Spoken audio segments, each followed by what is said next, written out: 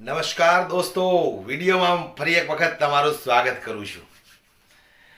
જે રીતે ભારતીય જનતા પાર્ટી ચૂંટણી પહેલા નારા લગાવતી હતી કે અબ કી બાર 400 પાર, ત્યારે 240 સીટમાં ભારતીય જનતા પાર્ટી સમેટાઈ ગઈ। ત્યારે આજે પણ તમે અંધભક્તોને એમ કહો ને કે ભાઈ ભારતીય જનતા પાર્ટી કયો નારો લગાવતી હતી, અબ કી બાર, એટલે સીધા અંધભક્તો આમ ગુસ્સે થઈ જાય છે। અંધભક્તો ગુસ્સે થઈ જાય છે। અંધભક્તોને હજી માયનામાં નથી આવતું કે ભારતીય જનતા પાર્ટીની 240 સીટ જ આવી છે। એ લોકો કઈ એવા સદમામાં જીવી રહ્યા છે કે ભાઈ 400 પ્લસ 400 પ્લસ 400 પ્લસ, અબ કી બાર 400 પાર। હજી આ ભારતીય જનતા પાર્ટીના જે અંધભક્તો છે એમના દિમાગમાંથી આ વાત જતી નથી। ત્યારે એ વાતને લઈને જરાક સવાલ ઉઠ્યા ત્યારે અંધભક્તો કેવા ગુસ્સે થયા છે, અને એ ગુસ્સે થયા ત્યાર પછી એવી જોરદાર મગજમારી થઈ છે દોસ્તો। આવો આપણે DS4 ન્યૂઝના માધ્યમથી એ વિડીયોને જરા વિસ્તારથી જોઈએ, પણ વિડીયો પૂરો સાંભળજો એટલે તમને ખબર પડશે કે હવે જે અંધભક્ત 400 પારના નારા લગાવે છે ને એની કેવી પબ્લિક ધુલાય કરે છે। આવો આપણે એ વિડીયો ઉપર જરાક નજર નાખીએ।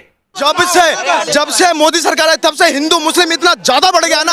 ये भाई मेरी बात सुन, नहीं मैम, वो आदमी तो हिंदू मुस्लिम कर रहे हैं जिसने राम मंदिर दिया, जिसने करतारपुर साहिब का कॉरिडोर खुलवा दिया, जिसके राज के अंदर एक मिनट आप बीच में बोले, मैंने तुम्हारा पूरा सुना। रुको जरा, सब्र करो। बीजेपी सिर्फ कारपोरेट घरानों की सरकार है, अंबानी जनता पार्टी की सरकार है।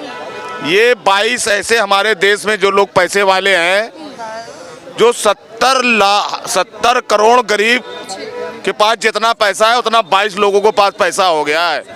इसकी वजह है मोदी। इसको समझना पड़ेगा हम लोगों को। दिमाग सरकार गरीबों की नहीं है, लेकिन अभी देखिए हाल ही में पीएम मोदी ने कहा कि राहुल गांधी को अडानी अंबानी पैसा बेच रहे, काला धन दे 100 करोड़ को और फकीर करने जा रहा है, ये ध्यान रख लेना। बस दोबारा आते हैं, ये सरकार सिर्फ रोटी खिलाएगी, खाओ, गरीब गरीब बने रहो, ये समझ लो। आगे नहीं बढ़ हमारे गरीब बीजेपी राज में पीछे कारपोरेट घरानों की सरकार है, शुरू से है। ये बड़े लाला बनियों की सरकार है। ये गरीब की कभी सरकार नहीं है। ये गुंडा बनमास प्रधानमंत्री जी तो खुद गरीब परिवार से आए। गुंडा बनमास खत्म करती है और पैसे वालों को पूरा सुरक्षा देती है, गरीब मोदी जी तो ये इल्जाम लगा रहे हैं कि राहुल गांधी को पैसा दिया अडानी अंबानी। कथा की एक कथा मैं कह रहा हूँ, बस इतना मैं जानता हूँ। ये पैसे वालों की सरकार है, गरीब की कभी नहीं हो सकती। ये लाला बनियों की सरकार है, इतना हम लोगों को पता लग गया है। तो क्या करने वाले हैं इस बार आप? हाँ, इस बार क्या करेंगे? ये बार बहुत नया होगा, देख लेना आप। अगर निष्पक्ष चुनाव हो गया, समझ, अगर निष्पक्ष चुनाव हो गया, तो 3 चरण हो चुके हैं, 4था चरण है, क्या लगता है कौन हावी है? ये खत्म हो जाएगी पूरी तरह से बीजेपी, पार्टी ही खत्म हो जाएगी, ये सब लोग जान चुके हैं। और लोगों से चर्चा कर लेती हूँ। आपका क्या नाम है? मेरा नाम है परवेज जी। आप कैसे देख रहे हैं मौजूदा सरकार को? चुनाव है और चुनावों में आप क्या चाहते हैं कि कौन सा मुद्दा जरूरी दिखना चाहिए? मुद्दा मैं कुछ नहीं बोलूंगा, लेकिन 400 पार तो होगा ही। कुछ तो होगा कि मुद्दा ये है इसीलिए अच्छा किया, इसलिए 400 पार। देखो, कश्मीर गए हो कभी? कश्मीर, मैं कश्मीर से हूँ। कश्मीर गए हो कभी? गए हो कभी कश्मीर? नहीं हूँ सर, मैं बताइए, कब गए? कश्मीर से गए हो तो क्या बदलाव हुआ वहाँ? कब गए आप? कब गए? सर अभी भी गई थी। आप मेरे से क्रॉस क्वेश्चन नहीं कर सकते। मैं हाल ही में कश्मीर गई हूँ, आपने क्या बदलाव देखा? देखो, एक मिनट सर, आप बताइए ना, 370 हट गया तो कैंडिडेट बीजेपी खड़ा क्यों नहीं कर रही है कश्मीर में? कहाँ किया ना? एक भी बीजेपी के क्या सुना? अरे बात तो अंकल, बात तो सुनो ना, बात तो सुनो ना।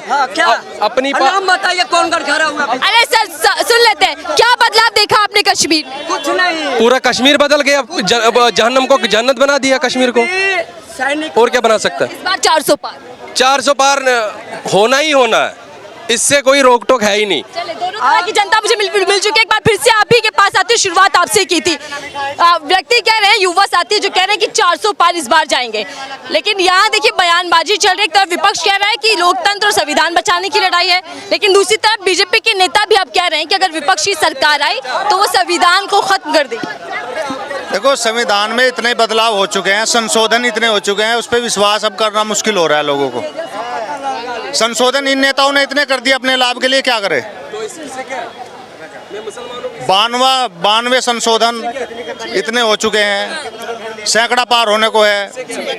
इससे इन्हीं को ही लाभ होता है। जनता को कानून तो बनाए जाते हैं लाभ के लिए, लेकिन इनका ही दुरुपयोग करते हैं। जैसे कर्मचारी अपने पद का दुरुपयोग करके किसी को फंसा लेता है, ऐसे ही ये जनता को राजनीति में फंसा के वोट ले लेते हैं। मैं ये कर दूंगा, मैं वो कर दूंगा। इससे होता कुछ नहीं है, सिर्फ उनको अपनी सरकार चलानी है। अपने लाभ के लिए सब कुछ कर रहे हैं। अच्छा देखिए, चुनाव जैसे जैसे और करीब आते जा रहे हैं, जब आखिरी चरण तक आएंगे तो बयानबाजी थोड़ी बदल गई है। मंगलसूत्र, मुस्लिम लीग की छवि कांग्रेस मैनिफेस्टो में दिखती है, यहाँ तक कि अडानी अंबानी का भी जिक्र पहली बार पीएम मोदी से सुन रहे हैं। क्या है ये सब, क्यों ऐसी बयानबाजी चल रही है? देखो, इस सरकार में तो मानना पड़ेगा, बीजेपी की सरकार में अडानी और अंबानी का बिजनेस सबसे ज़्यादा फल फूल रहा है। लाखों करोड़ों रुपये हर तिमाही में कमाए जा रहे हैं। एक टाटा है, पुराना रईस है, कभी उसका नाम हमने कभी पेपर में दानदाताओं में सुना था कि दान अपने कमाई का सबसे ज़्यादा देता है और बेनिफिट भी बहुत कम आ रहा है। और पुराना रईस है, कल का रईस नहीं है, ये पुराना रईस है टाटा। और आज तक भी उसकी कोई बयानबाजी नहीं है। और ये रोज़ ना कोई इसका इतना दिखावा है कि मेरे पास इतना पैसा है। इनसे पूछ लो, कभी तो अडानी गरीब हो जाता है इसकी सरकार में, क्या इसके शेयर कम हो रहे हैं, ये घाटे में चला गया। पब्लिक का पैसा आज ये उभारा ले रहा है।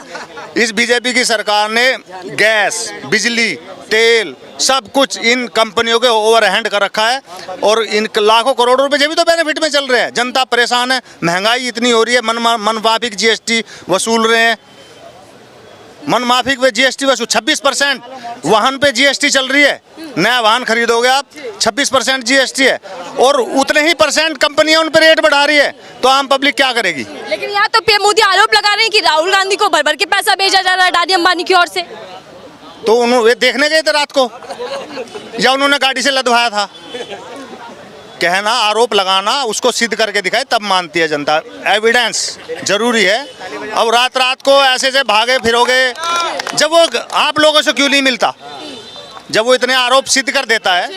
वो आप लोग ने चैलेंज भी किया है कि अगर आपको लगता है तो ईडी और सीबीआई की जांच बैठानी चाहिए। तो वो जब खुद जाके बताओ ना भाई, अगर वो चोर है तो उसको पकड़ लो भाई, तेरी जेब में पैसा कहाँ से आया, बताओ ना, एविडेंस दो, उसमें भी देख लो, कोर्ट में पेश कर दो। माननीय न्यायाधीश अपने आप जजमेंट दे देगा क्या हो रहा है क्या नहीं हो रहा।